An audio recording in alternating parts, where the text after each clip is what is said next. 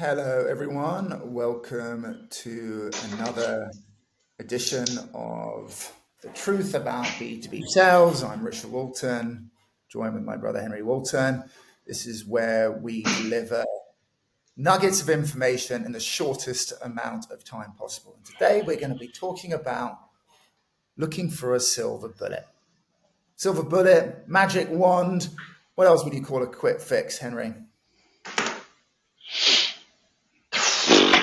I don't know. I mean, the silver bullet, not having to do lots of things, keeping it as simple as possible, looking for one thing. I mean, yeah, people don't like the complexity, right? The reality and the complexity, and often sometimes the slightly chaotic nature of complex B2B sales.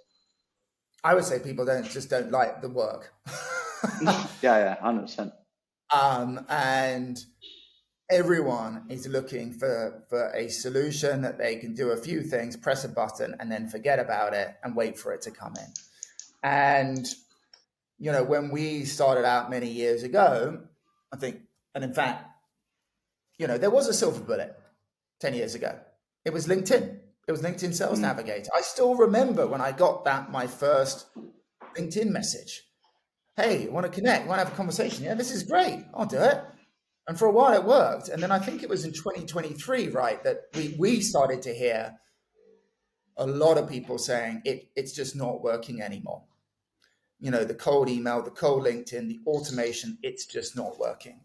And, but everyone, I mean, with you and I on various WhatsApp groups amongst entrepreneurs and founders, everyone is still looking for that quick fix. In fact, I read an interesting LinkedIn article the other day, someone saying that, B2B sales, outbound sales is very much like, dieting.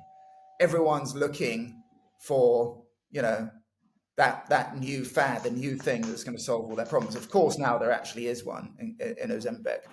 Unfortunately, I don't think that has come to outbound yet. And I think, I guess, Henry, it would be interesting to hear from you is what kind of silver bullets do you know of any, and when might they be useful to use? From my side, I think what I'm going to say here is that the good news is that because everyone is looking for the silver bullet, because everyone doesn't want to do the work and to handle the complexity that is needed to be successful, that actually if you do put it in, the road's pretty empty. And you can be really, really successful because no one else is doing what's required. But what is required isn't necessarily complicated at all. I don't even know if it's that complex, but it does require hard work. It requires spending time on developing your go-to-market strategy. It requires really understanding your niche, the pain points, and it requires understanding the decision-making process, not for just the decision makers, but for other people who might be using your product or your service. It requires you thinking deeply about how you're going to connect with people, and then finally, how you're going to nurture people over a long period of time to build trust and credibility. Those things aren't difficult, but they do require time and energy. I think they are difficult when you don't have them, or you don't have a processes in place, or a structure in place, or a strategy in place. And I think once you do, sure, it's like, oh, okay, this is relatively simple. Although there is still, I think, sometimes a desire for like B2B to work a little bit like B2C. And that's why, cold email, cold LinkedIn works. It's like you do one thing and it gets a result. And I don't think, in reality, what we see is that it's not this perfect. We talk a lot about the funnel because it's a good way to talk about event stacking and the different things that you will do at different processes. But as we know, it's never this kind of linear process. It is always something more circular. It's always something more, more complex than this linear progression of meet someone, invite them to something, and then invite them to something else, then they become a customer. So I think people are always looking for that like silver bullet because there's a there's a tendency not to want to engage, if you don't have it, not to want to engage fully with developing that process or developing that strategy for the things that you mentioned. So it's kind of shortcutting. So I agree with that.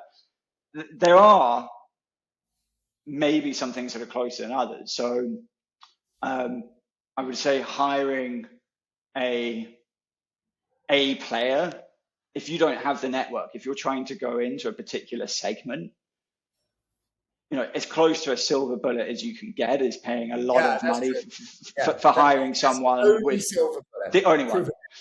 But I would also then say that still, even if you go out and you hire someone with amazing domain knowledge and amazing Rolodex of contacts, not, let's say she gets you 10 of those meetings, instantly you're in the door. That's great. Okay, you're in the door. They're not all going to convert, right? I mean, some of these deals are going to be a year, 2 year long. So you're still always going to need to come back to that thing, which is, okay, well, what do we do now? How do we nurture them beyond sending them an email every 3 months going, hey, is it a better time to talk, or sending them a case study? So that need to engage with those other steps, those other processes will still be there. And I think there is a tendency to always think that this is tool based. And it's why so many companies overpay for their tech stack. And something that I think there was this, kind of stat of only 30 or 40% of tools really get used in B2B companies, because most of them aren't going to solve those problems for you. Because in reality, it's about how do you go and meet these people? How do you meet them again? How do you deepen that relationship? And I've really yet to come across any tools that will help you deepen the relationship. There are certain things that will make things quicker. There are certain things that will help you understand intelligence or where you might be able to meet people and how to engage.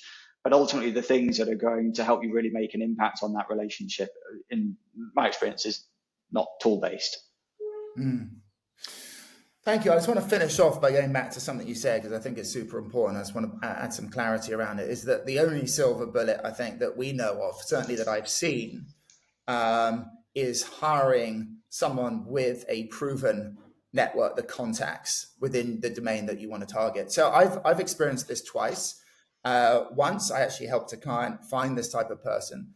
Just kind of a word of warning that you need to 100% do your due diligence on this person. We did a podcast a while back called The $1 Million Mistake.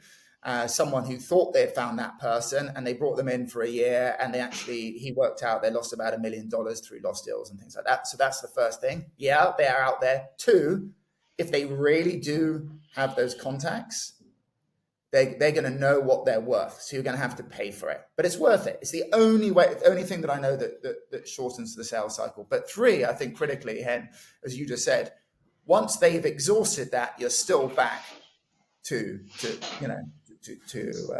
square one. No. Cool. Thank you. That's it. See you next time. Bye.